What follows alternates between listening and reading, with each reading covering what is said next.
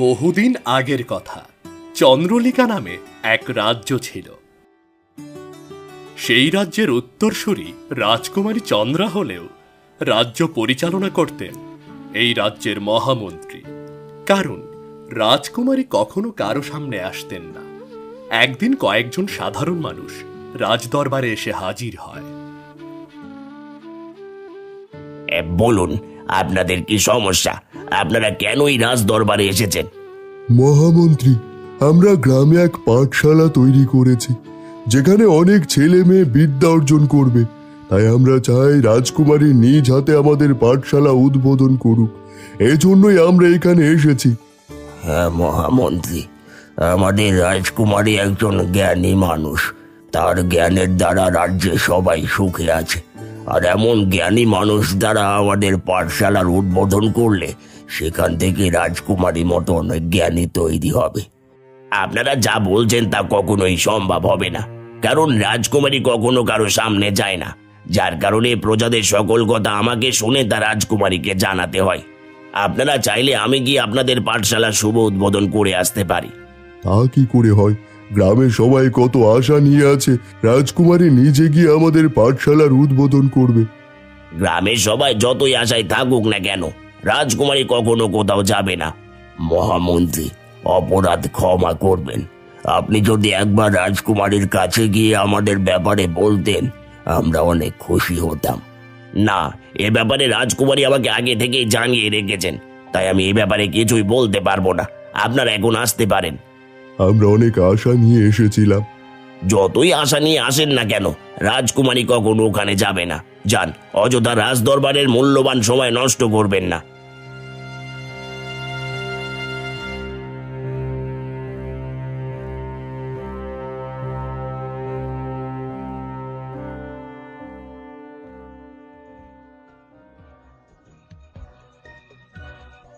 মহামন্ত্রীর কথা কেমন জানি অন্যরকম লাগলো। রাজকুমারী যদি কারো সামনে না যায়, তাহলে কি করে এত বড় রাজ্য পরিচালনা করছে? আমিও বুঝতে পারছি না। একবার কারো কাছ থেকে শুনতে হবে। চলো প্রহরীর কাছ থেকে শুনি।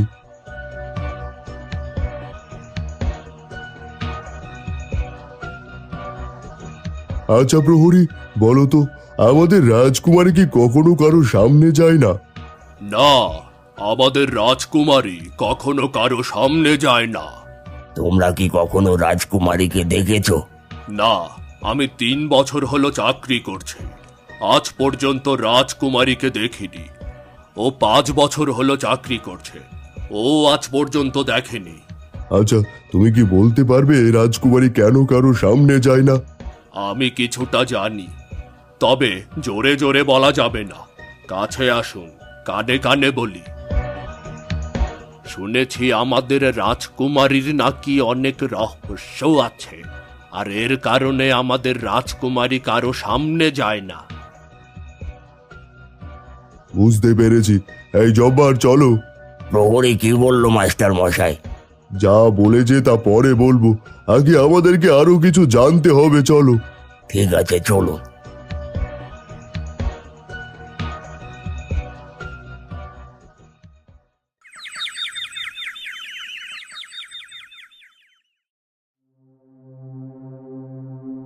মাস্টার মশাই, আমাদের রাজকুমারী কখন আসবে? আসবে না, রাজকুমারী কখনোই এখানে আসবে না। এ কি বলছেন? কখনো আসবে না মানে? কারণ অনেকের মুখ থেকে শুনেছি আমাদের রাজকুমারী নাকি অভিশপ্ত। তার মধ্যে অনেক রহস্য রয়েছে, যে কারণে সে কারো সামনে আসে না। কিন্তু আমরা তো সবাই আগে থেকে প্রতিজ্ঞা করে বসে আছি, রাজকুমারীকে নিয়ে আমরা পাঠশালা উদ্বোধন করব। ভুলে যেতে হবে, ভুলে যেতে হবে ওইসব প্রতিজ্ঞা। তা না হলে আমাদের পাঠশালা কখনো চালু হবে না। না, এই পাঠশালা রাজকুমারীকে দিয়ে উদ্বোধন করব। আমি নিয়ে আসব রাজকুমারীকে। কিন্তু তুমি কি করে রাজকুমারীকে এখানে নিয়ে আসবে? যেভাবেই হোক আমি রাজকুমারীকে এখানে নিয়ে আসবই, আর এটা আমার প্রতিজ্ঞা। মিছে মিছে প্রতিজ্ঞা করে লাভ কি? যে রাজকুমারী 5 বছর হলো কারো সামনে যায় না, দিনের বেলাও সবগুলো জানালা বন্ধ করে রাখে, না জানি সে কোন অভিশাপ নিয়ে আছে, তাকে তুই আনবি কি করে? প্রয়োজন হয় রাজকুমারীকে অভিশাপ থেকে মুক্ত করে তারপর এখানে নিয়ে আসব। তবুও আমি রাজকুমারীকে দিয়েই আমাদের পাঠশালা চালু করব। এর আগে তুই যা প্রতিজ্ঞা করেছিস সেটা করে দেখিয়েছিস, কিন্তু এবারের প্রতিজ্ঞা কোনো সাধারণ কথা নয়।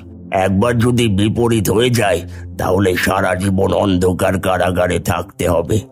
সেসব পরে দেখা যাবে, আমি চললাম।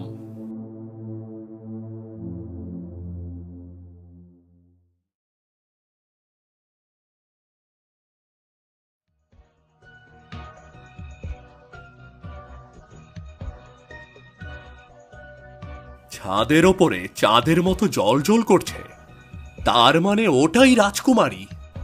আমাকে তার সাথে দেখা করতেই হবে।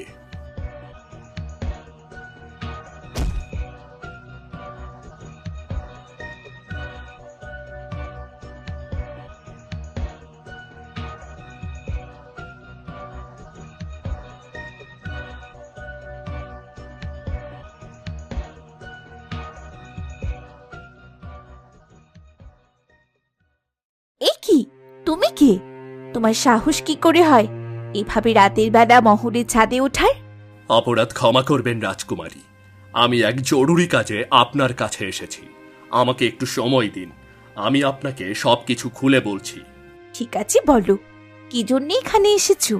আসলে আমাদের গ্রামের মানুষ আপনাকে অনেক জ্ঞানী মনে করে, কারণ আপনি আপনার জ্ঞান দিয়ে পুরো রাজ্যের মানুষকে শান্তিতে রেখেছেন। তাই গ্রামের সবাই মিলে একটা পাঠশালা তৈরি করেছে।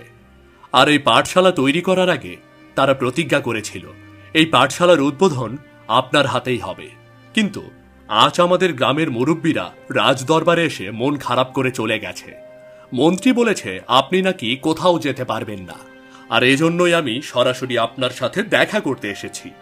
হ্যাঁ, মন্ত্রী ঠিকই বলেছে, আমি কোথাও যেতে পারবো না। এবার তুমি যাও এখান থেকে। হ্যাঁ, চলে যাব। তার আগে একটা প্রশ্ন করতে চাই, দয়া করে উত্তর দিলে খুশি হতাম। ঠিক আছে, বলো কি জানতে চাও তুমি? রাজকুমারী, অনেকে বলে আপনি নাকি অভিশপ্ত। আপনার মাঝে নাকি অনেক রহস্য রয়েছে, এটা কতটুকু সত্য? সবাই যখন বলে তাহলে সত্যও তো হতে পারে। তুমি কি তা বিশ্বাস করো না? হ্যাঁ, বিশ্বাস করি। কিন্তু আপনি কি এর জন্যই কারো সামনে যান না? হ্যাঁ, এই জন্যই আমি কারো সামনে দিনের আলোয় যেতে পারি না। কিন্তু আমি যে প্রতিজ্ঞা করেছি আপনাকে দিয়েই আমাদের পাঠশালা উদ্বোধন করা হবে। তা কখনো সম্ভব না। তুমি তোমার প্রতিজ্ঞা ভুলে যাও। না, আমি আমার প্রতিজ্ঞা তুলতে পারবো না। প্রয়োজন হয় আমি আপনাকে এই অভিশাপ থেকে মুক্ত করব। কি করে মুক্ত করবে? আমার অভিশাপ যে আমি নিজেই। আপনার অভিশাপ আপনি নিজেই মানে? আমি তো কিছুই বুঝতে পারছি না। আপনি কি আমাকে সবকিছু খুলে বলবেন? শুনতে চাও? শোনো তাহলে। একদিন আমার পিতা রাজ সিংহাসনে বসেছিল। আমি আর আমার আম্মা আমার পিতার পাশে দাঁড়িয়েছিলাম। তখন এক অপরিচিত মহিলা রাজ দরবারে হাজির হয়।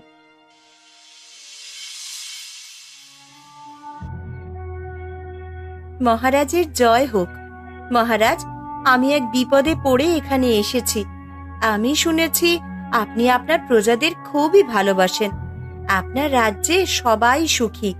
তাই আপনি যদি আমাকে একটু সাহায্য করতেন তাহলে হয়তো এই দুঃখিনী নতুন করে বাঁচতে পারত। তুমি ঠিকই শুনেছ, আমি আমার প্রজাদের খুবই ভালোবাসি, আর আমার রাজ্যের প্রজারা অনেক সুখে শান্তিতে থাকে। এবার বলো তোমার কি প্রয়োজন? মহারাজ, আমি অন্য রাজ্য থেকে অপয়া অপবাদ নিয়ে এই রাজ্যে পালিয়ে এসেছি। আপনি যদি আমাকে একটু থাকার জায়গা আর কিছু অর্থ দিতেন তাহলে আমি একটা নতুন ঘর বানিয়ে থাকতে পারতাম। ঠিক আছে, আমি তোমাকে থাকার জায়গা দিলাম।